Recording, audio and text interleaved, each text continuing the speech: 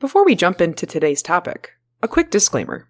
The stories and data we share come from the states that we practice in and the experiences that we personally had, which can differ greatly across our country and certainly the globe. This is not a professional advice show, so let's get comfy and talk about death.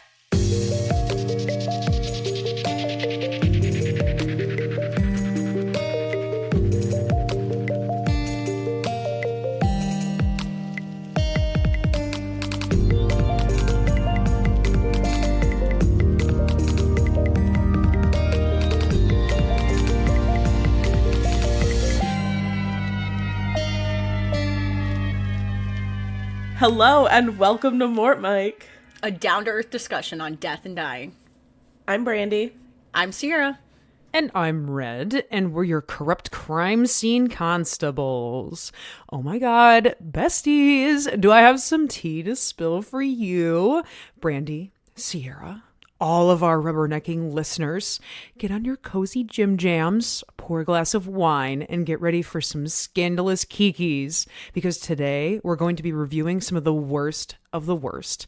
The funeral homes, cemeteries, and death-adjacent companies and corpos that have sullied the name of death care workers around the world. And boy, do we have a slew of slag for you to gawk at. Why don't you get us started on this hot goss, Brandy? Oh my god, absolutely. That was such a beautiful intro. I love that. I had to tap into some like Valley Girl. Yeah, I was super alternate into personality. I was definitely here for it. I was like, oh, I do that. It just sounded like I could have listened to you say shit for an hour. That was great. All right. Well, so on the pod, I have talked about a lot of the good parts of tissue donation. And in my opinion, if the facility is going about it correctly, there isn't really much of a bad side. But in 2005, the FDA did shut down biomedical tissue services for illegally harvesting the body parts of deceased individuals. Oh, Gasp. Yeah, it's not good stuff. So if you've been listening closely, you know that harvest is not really a word that we use in donation because it has a lot of negative connotations. But I feel really comfortable to use it because this is not your good side of donation. So biomedical tissue services, headed by Dr. Michael Mastromarino, which that's a name. Yeah, yeah, super I was gonna villain, say, right? Yeah, I was waiting for him to like start twisting his little mustache, and you hear little like. I literally see Megamind in my head when I see his name now. So, but Megamind has a redemption arc, but we don't have to get into that. That's a different podcast. Megamind's kind of hot. I'm throwing that out there. Oh my god, what? No bitches? Unpopular opinion. Definitely a huge fan of Megamind. What unpopular? Oh, I guess popular opinion. Yeah. There we go. Well, so Dr. Megamind was not calling families to ask about patient medical history or asking for permission to recover parts of their loved ones. They pretty much ignored every single standard that the AATB, the American Association for Tissue Banking, sets. Not that they had really taken the time to get accredited anyway, so they would recover after a significant period of time past the 24 hours that the AATB sets standard for. Yeah, and there's a lot of really good reasons for that. They were setting up illegal contracts with funeral homes, some for like $1,000 per body. What? So like the funeral homes were getting paid for the bodies? Mm-hmm. That is not a thing. So for anybody out there, that is not a thing. No. So, and then oh my God, they would be going to their facility and using it. And then I can't even imagine what their reimbursement on this tissue was if they were able to pay $1,000 per body. Like, I don't know, some shady stuff. What a side hustle. This seemed to be his main hustle, and he was super about it. He was doing this to a lot of people, unfortunately. So they would use these funeral homes, go there, use the facility to do potentially not sterile recovery, which is required by the AATB.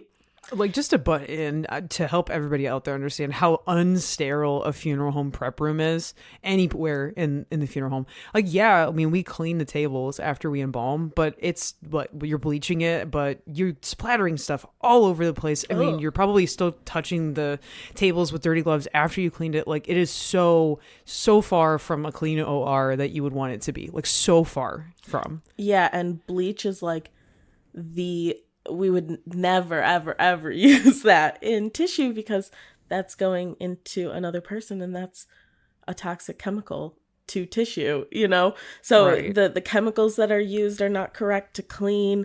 The facility doesn't have the requirements. You know, there's a big long list when you do any tissue case that says this is what the OR looks like. It had good ventilation, it had adequate lighting, it had proper drainage. Like, and none of those things are really available in a funeral home. And funeral home prep rooms all have open drains, which is an immediate no. We cannot have an open drain to do a recovery. What? Wait, why no open drains? Is it like things could come back up through them, or like? Well, well, because they're not, what's going down into them isn't sterile. We can't sterilize. Oh, That type of like after drainage. everything goes through it. Okay, I'm with you. Yeah. So one of the funeral homes that I worked for, they had an open drain in the prep room, and because we were next to a gas station, like gas, you can kind of smell gas fumes sometimes coming up from there. Yeah, no, it's just like there's all sorts of bad shit that comes out of those drains, man. What the hell? I never even. Oh my god. Okay, I've never even thought about that. I was just like, things go down the drain. You know, like itsy bitsy spider. Here he comes, I guess, with all his germs. If that were to back up from like the direct sewer, like oh god, oh lord, The terrible things that would come out of that drain. Oh my seriously. god. I can't even Yikes. imagine. Well, so luckily, all of the tissue that was recovered and distributed by BTS was recalled. But that doesn't mean that some of those grafts weren't used beforehand, because they were falsifying everything. There were no calls to family. There were no, in tissue, you have to have filled out the DRE, which is the donor risk assessment interview. It's a 40-question questionnaire that all questions need to be answered yes, no, or, you know, not applicable, essentially. And these were not being conducted. People were signing off that they conducted them. Employees of Dr. What is it? I can't even remember it. Megamind. What role was it? Mastro Marino, Dr. Megamind. So yeah, no standards were practiced whatsoever. And unfortunately, because those falsified documents were used to verify that the tissue was okay, some individuals got tissue that was not recovered correctly. So Yeah, I have a question. How do you recall like donated tissue? Like, if you already put it on somebody, do you have to have them come back in and you're just like, sorry, this was wrong, and you just, like, Just rip it off? Or like, you know what I mean? Like, or were these like recalls before they were used? So You like know? some of the stuff, so some donors can create hundreds of tissue grafts. So Yeah. sometimes they sit on a shelf for a while. Okay. Cardiovascular tissue usually has about like a year until it expires. Oh, that's sick. Yeah, but the rest of tissue, depending on how it was preserved or processed, better word is processed, it can be on the shelf for like 5 years, Okay. sometimes more. So yeah, so So it's not like these were just in there. yeah, but then other people who had got grafts or who had received grafts, they kind of have to just monitor it. I don't think that Okay. I mean, it would probably be like more of an elective surgery to go in and get like a tissue graft replaced that was doing well. But like there was somebody who had an Achilles that came from BTS. It got infected, I believe, or it just said it failed is what it said. So she got a replacement, but that was because the tendon failed. Other people had bad infections. One woman went into septic shock because of this graft, and eventually paralysis. Oh no. Some individuals contracted HIV and hepatitis C or syphilis. So, it's just, it wasn't correctly done. And 10,000 people received grafts from BTS. Holy shit. That's a lot. Yeah, that's a lot. That's a fuck ton. These are like just the instances that I could find that were popping out at me, but I'm sure there's plenty of other failed grafts. Yeah, Jesus Christ, dude. I hope that they got massive jail time for this. Like, they better not be on the streets right now. He had to have been able to afford a really good lawyer, though, right? Like, if he's getting $1,000 a body, 10,000 people received the grafts, and then there were already a whole bunch of other, like, samples and stuff, because I'm assuming most of them, like, weren't used, right? Dude, this guy has to have, like, millions, right? Yeah, he absolutely was raking it, and it didn't seem like he had a lot of employees. I could only find record of 3 employees that worked for them, and one that was, like, noted to have ever spoken to news outlets or anything. And that person just basically said, yeah, I signed off on it because that's what he told me to do. Oh, shit. They did get jail time. I believe that Mastro Marino died of bone cancer. Yay! That's karma. Oh, karma. What a beautiful thing. Bone cancer. Wild. But I really, really just want to point out how badly this all had to fail for this to happen. And how played the system really got. So first, Mastro Marino had to get a business license, and he did in the state of New York. Then he had to set up contracts with tissue banks, forging his accreditation to the AATB. Then he had to set up contracts with local funeral homes to use their facility as an operating room, essentially tricking these funeral homes because they're like, oh yeah, I've heard of tissue donation. Oh, that's what you need to do it, and just kind of promising them money kind of works, especially in, sometimes in the funeral industry, depending on the funeral directors that own it. And then he had to find willing employees to forge authorization paperwork from families. And these employees also needed to be willing to dissect human tissue from those same unauthorized donors.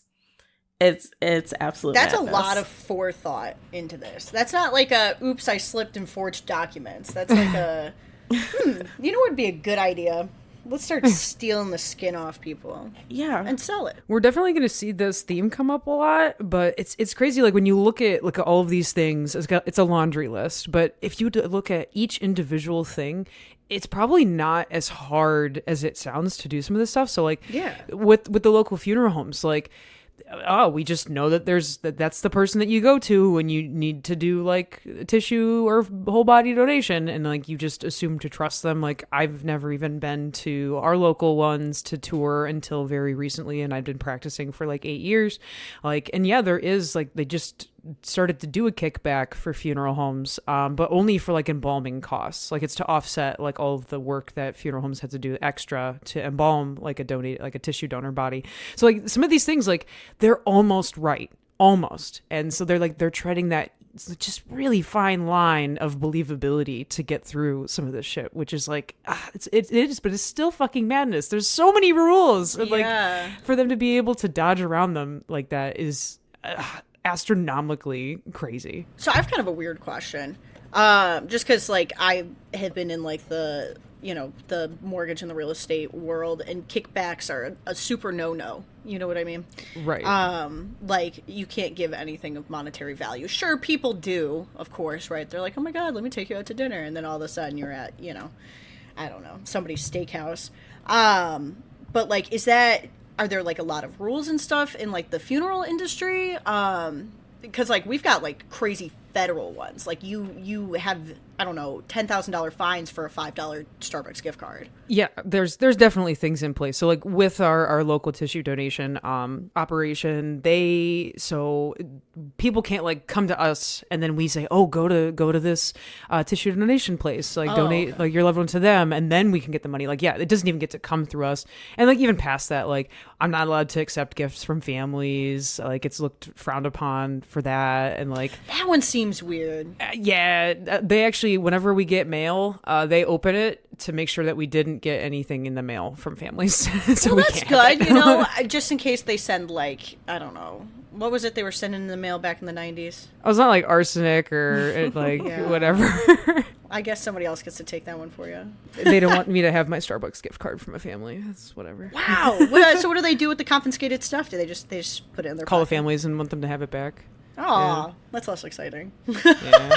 I was like, whoever's That's opening the cool. mail's like, you know, having a Pocketing fucking field day. Like, I get to live off of Starbucks. Well, since we're on track with funeral homes, let me tell you guys a few stories that I was able to look up. So let us go over into the metro areas of Michigan, and as if poor Detroit didn't need any more negative PR. 2018 was a really bad couple of years for a few negligent funeral homes in that area. So we'll start with Cantrell Funeral Home. It was shut down in early 2018 by some city inspectors due to deplorable conditions. In a week that services were actually still scheduled for client families. There were 2 bodies found decomposing in their care center with mold beginning to grow on them. Ugh. Another deceased had been there for like 4 months awaiting payment for funeral services before disposition was happening, while 4 embalmed and casketed bodies were being stored in the garage. In total, 21 bodies were being improperly stored there. Later, after doors had shuttered, state inspectors were given a tip via a phone call that corpses were being hidden in Cantrell Funeral Home. No. Jump scare. Yeah, right. Wow. It wasn't until their second inspection, after an additional anonymous typed letter giving detailed instructions on where to find these bodies was dropped off, that they found 11 stillborns and month-old babies tucked away in a hidden crawl space in the ceiling. Like, what kind of That place is horror haunted, movie, period. right? Like, that's crazy. Like, you literally can't even make this crap up. And these little ones had been stored there for some pretty extensive lengths of time, some even going back as far as like 10 years. Some had been embalmed, while others were actually completely mummified. The local county medical examiner took custody of the remains in attempts to identify them. Some had labels still from the hospital that they came from, which actually helped assist in finding in locating the next of kin. But to top it all off, 220 unattended cremated remains were found in the building as well, some not even being located until the new building owner discovered them during construction after they had purchased the lot and the building on it. Shut up. These were released to another local funeral home, Verheiden, that took over the responsibility of trying to locate the next of kin and bring them home. There's actually some like news reports on it that they like are showing the employees trying to just sort through all this crap. And they were Did like they find them? Some of them. That's ugh. Not all, though. But what they ended up doing, actually, for the ones that they couldn't find homes for, they just filled caskets with the unclaimed cremated remains, and they were put to rest at Mount Olivet Cemetery, and then for the veterans, the Great Lakes National Cemetery. And it was really sweet. They actually had like a little, like a 45-minute ceremony with different religions being honored there. So they had different like clergy members from different religions to say like prayers over all these cremated remains before they were buried out at those cemeteries. That's so awesome. That's Yeah. good that they did that. It was nice to see that like a funeral home, like a reputable funeral home, stepped up to be able to take care of these things for these families, because like obviously when something this massive happens, like the entire community's like belief and trust in funeral homes goes like down the fucking drain. So like the fact that they stepped in and said like to know, I mean, they didn't make money off of this, you know, like they're donating all of these things, all these time and services into this to be able to take care of these things. So like that was really, really cool to see them do that. But something I did want to mention, like while I was reading through this story, something that's actually a huge problem, even in funeral homes that I worked at, is unclaimed cremated remains. So like some people, they don't come back after you make arrangements and they paid and you do the cremation. Sometimes they just don't come back. They don't answer their phones. We've actually even had like police come by and drop off cremated remains they found like when a couple had bought a house and they just found Oh my God. cremated remains in the closet and they didn't know what to do with them. Guys, I feel like I forgot something when we moved out. Right. Grandpa! Get Grandpa! Oh Oh, he was tucked in the back of the closet for 12 years. no! Listen, you know, I used to think that was like ridiculous and there's no way that would ever happen. Like, how could you do that to a family member? But my Opa has been in my Nana's shoe closet up in the top little bit for like 3 years now. Like, nobody's done anything about it. She's like, oh, he's happy there. He paid for me to have a walk-in closet. He can enjoy it, you know? Oh my God. Like, Wow. I can't judge. She's part of the problem. She won't even No. she won't even put him in the like living room or anything. She's like, I mean, at least she has him, though. he's not there. He's dead, you know? Yeah, we're supposed to like go and like spread his ashes out in Wyoming and stuff, but because my whole entire family has ADHD and can't find free time, nobody's done it. So he's just been, you know, hanging out with Nana and her little loafers. But no, that's actually like a really common story. Like they drilled that into my head with funeral directing stuff of like, it's not enough just to make arrangements with somebody for cremation. Like we have to kind of like ask like, hey, so what are your plans for the cremated remains? Because like this will happen where somebody will just hold on to someone's cremated remains and then like the spouse will die and then like it goes to the kids and the kids don't do anything with it and then like the kids will die and like the grandchildren are less likely to do stuff. Like they keep passing through generations to people that barely knew these people and they like don't really know or honestly care to do anything with the cremated remains. So it does happen. Like it really does. I actually I was tasked once at one of the funeral homes I worked for to try to call and email and like mail, like snail mail notifications to families to try to pick up their loved ones. Cause there was like, we had a huge closet full of these cremated remains. Oh my God. Yeah. Huge from like years. What happens for, like, are they literally every single cremated remain that has ever been left there? What happens after 20, 30 years? Right. No, because some of these were old, like old as shit. Like Wow. the labels were like brown and like curling and stuff. And yet again, not all of them were ours. Like some had been like dead dropped to us, you know? So like we tried to go through our records and that was awful. Going through like years, tens of decades of records, trying to find this stuff, calling them. Phone numbers were usually not working anymore. Yeah. Can't find emails. We tried the mail. A lot of them would get returned to us, like saying this person doesn't live at this address anymore. So like there is a length of time, like legally, there is a length of time that is set forth that if there's like no call, no shows like that, after a certain amount of time, you can do that thing like Verheiden did for that one, that one situation where like, yeah, you can eventually just inter them at a local cemetery or whatever. Cause like a lot of cemeteries do have like crypts for that, just like unclaimed cremated remains or unknown people and stuff like that. So Yeah. like that's kind of what we were doing. We were doing one last ditch effort to contact people before we ended up going that route. That's wild. So, okay. So, you guys have, like, the kind of, like, unknown dead people zones. Like, what do you do when they get full? You just start another one? Like, I feel Yeah. like... You can fit a lot of cremated remains in a crypt, like Oh, a shit that's ton. true, yeah. I feel like, I don't know, if they're cremated already and, like, nobody's claiming them, you might as well just, you know, maybe Scatter pull 'em. out, scatter them. Well, I think even though legally it's within their rights, I think there's still kind of like just in case, like no one wants to get sued type of thing. Oh, that makes more sense, yeah. I was like, that seems like a lot of storage for... It seems that way, but a lot of people definitely like would want to err on the side of caution because they actually, if one of the cemeteries for near a funeral home I used to work for that did this, if somebody were to come and say, oh, that was my loved one, like they would open up the crypt and like give that person back to their loved one, like they at no charge or whatever, or minimum charge.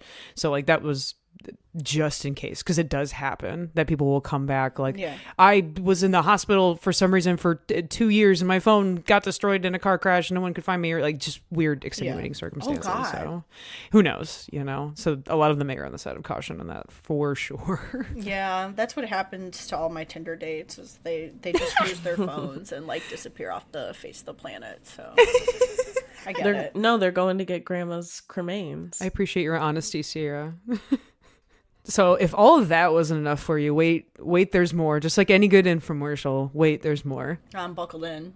So the community of Detroit was super like on high alert after all this, super distrusting of any local funeral homes. And Perry Funeral Home was the next to face the music. This time, it was the family that had their infant passed that tipped off the police. They were actually already in a civil suit with Perry over their improper burial of the baby, and Cantrell's fall fueled this fire even harder. Like, basically, this suit was happening, Cantrell's funeral home went down, and so the family was like, we're hitting this even harder because we know that you sons of a guns are fucking shit up back there. So they ended up executing a search warrant, and to much dismay, the remains of 63 fetuses were located on the premises of Perry. That's a lot. 36 were found stored in boxes and the remainder in freezers. Why? Yeah. That's so bad. The funeral home was immediately shut down, thank God. You didn't think it could get worse. And boy, does it. Like, I can't believe hearing these stories. Like, this is nightmare fuel for even funeral directors. Like, knowing what we do on a daily basis and, like, how does this shit get so far away from you? You know what I mean? So for a few of these stillborns, the funeral home had claimed to families that they had been properly disposed of, and they even cited it on the death certificates and supporting documents, just to have them turned up, stuffed in a box during this investigation. Oh my God. So there was a local college, or Wayne State University, and they actually got roped into the investigation as well. So home to Michigan's only mortuary science school, Wayne State had an arrangement with Perry that the Perry Funeral Home would store infants and adult remains in the mortuary science school's cooler until they were able to properly be cremated or interred, because Perry just didn't have the space. If the cases were indigent and passed through proper legal channels, they would actually be able to release these bodies to the program to be used as cadavers during the mortuary science programs, like embalming labs and anatomy labs, so their students can like study. But upon discovery of the improper fetal storage, Wayne State University immediately cut ties with Perry, like just immediately dropped them, which, I mean, Good rightfully choice. so. It's Yeah. the right thing to do.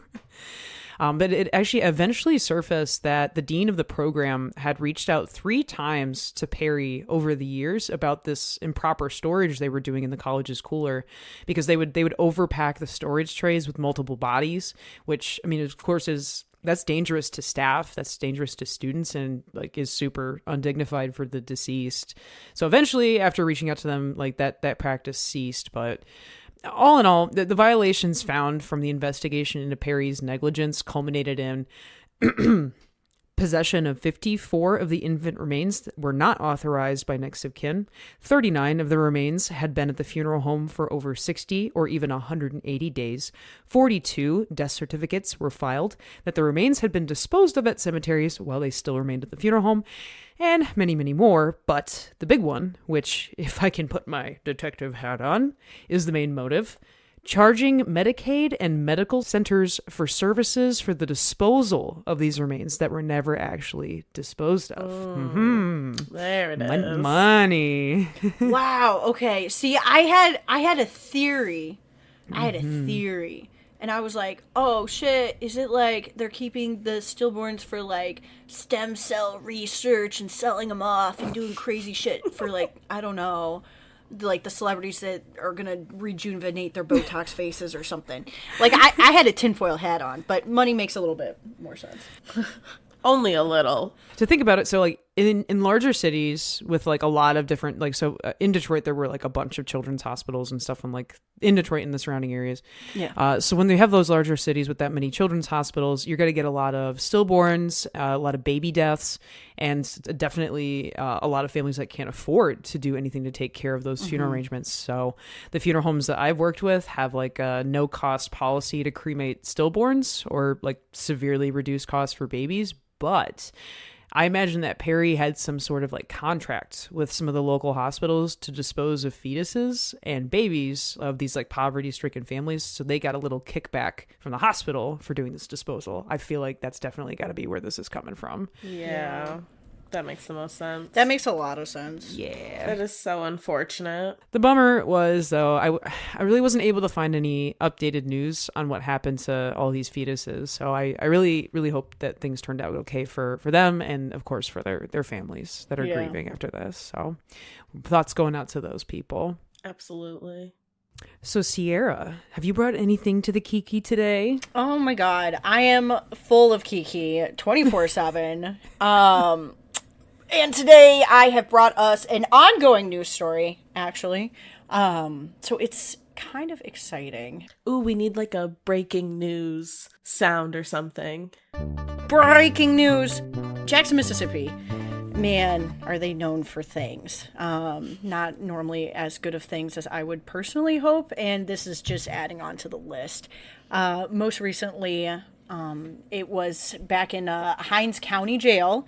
Just had 215 bodies buried in their backyard, basically, where they were unclaimed, and they were unmarked graves. So, like, how do you suddenly just find 215 people, like, buried out there, right? Yeah. Actually, there was an investigation into this gentleman. His name was Dexter Wade. He died back in March 2023 when he was fatally hit by a police officer. And it wasn't until a couple months later, like, his family filed a missing police report. They were like, hey, we can't find our boy. Like, I don't know where he is. And his body turned up in the unmarked graves. And when they went back through to figure out, like, how did he end up there, on the, filings and everything, it said that the police reached out to the next of kin, but they were unreachable, which is kind of crazy because this dude was married. He had kids. Like, it's not that he did not have a family. Right. You know what I mean? So obviously the family is pretty upset about it. So they hired a lawyer. There's activists all getting into this, They started going through all the bodies and everything. The grave itself, or like, I guess the graveyard is what you would call it. It's like it's pronounced paupers. Yeah, the paupers graveyard. So it's basically, people who can't, like, afford a proper burial or, like, don't want to do anything off-site, or you can't get a hold of somebody, they end up there, right? But apparently a whole bunch of people who had other options also ended up there. So, they're not sure if this was, like, well, actually, they know for sure that this was not a one-time situation, and it looks like this has been happening for a while, actually. Even with people who, like, were in the jail itself at, like, Hinds County, they passed away, and instead of reaching out to next of kin, oh no, they just end up in the graveyard. What the fuck? The other issue with the graveyard itself, too, is that they're not being embalmed, and they're just getting buried back there. Mm-hmm. So you're having a whole bunch of issues with, like, scavengers and, like, birds of prey coming in and kind of, like, fucking up the graves. Dude. This is a horror movie. Yeah, it's insane. Like, you know what I mean? Imagine you're, like, driving through and all of a sudden you can, like, smell it. People were describing it like you could smell it from off the road. There's just, like, a ton of, like... Oh, like the body farm. Yeah. People talk about how you can smell the body farms from miles away. Yep, and they were, like, talking about how there's always buzzards flying over there and stuff, and, like, none of the dead were, like, handled with dignity, and it's just, like... This is Wild Wild West shit. Like, yeah, but in Mississippi, and it's 2024. Like, are you kidding? Well, and the fucked up thing is, so we did do an episode however long ago where we mentioned, like, paupers' graves, because, like, that is still a thing that happens. Like, there are places that are meant for people that are indigent, that don't have money, that are being buried, and there's ways to do it, and there's records and documentations of every single one of them. Like, there's specific things that have to be met to even go into a pauper's grave. Exactly. So the fact that there's just, like, a bunch of mysterious burials out there, like, yeah. Oh my so they've God. been.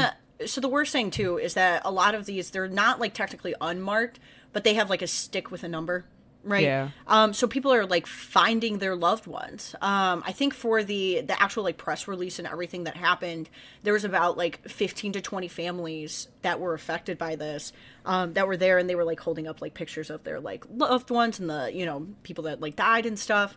And the county jail... this is so fucked up. It like makes me angry. Even though they did not reach out to them and they put them in that grave, is telling the people that if they want to dig them up and move them, that it's going to cost them money. Don't you say they make... Yep. That they have to pay for it. No. I'm gonna freaking lose it, dude. Yeah. So it's like... That's evil. Like, are you kidding? Like, you did this. And they're like, well, you didn't pick up the phone. And it's like, hold on. First of all, I know you didn't do your due diligence. Because if you just do, like, 1 or 2 phone calls, who picks up an unknown number? You know what I mean? Right.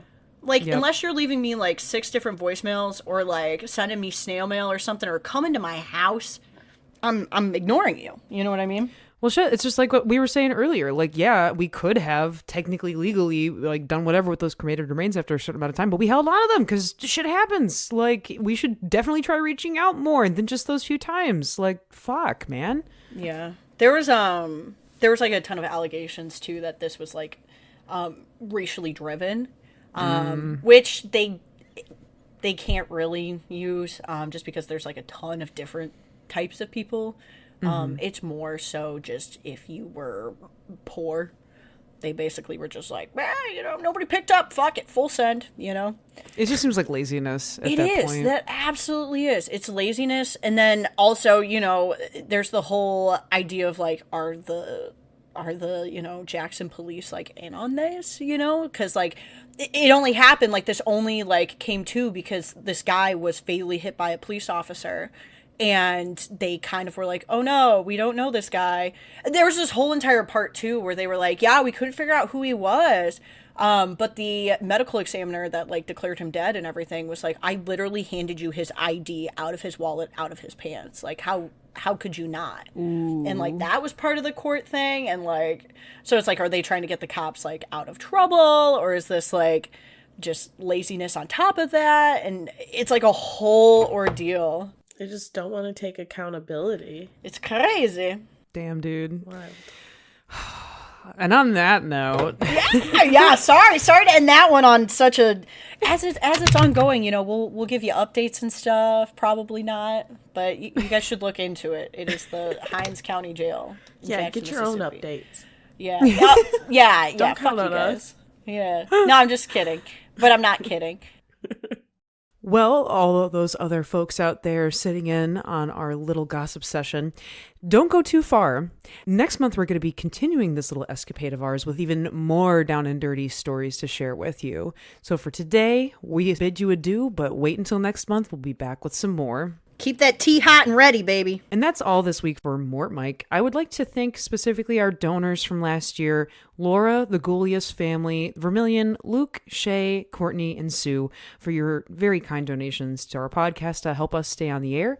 We will be selecting soon, by random means, somebody from the group of people to pick an episode topic for us in the future. So stay tuned for one of our following episodes to find out who won and what their topic was.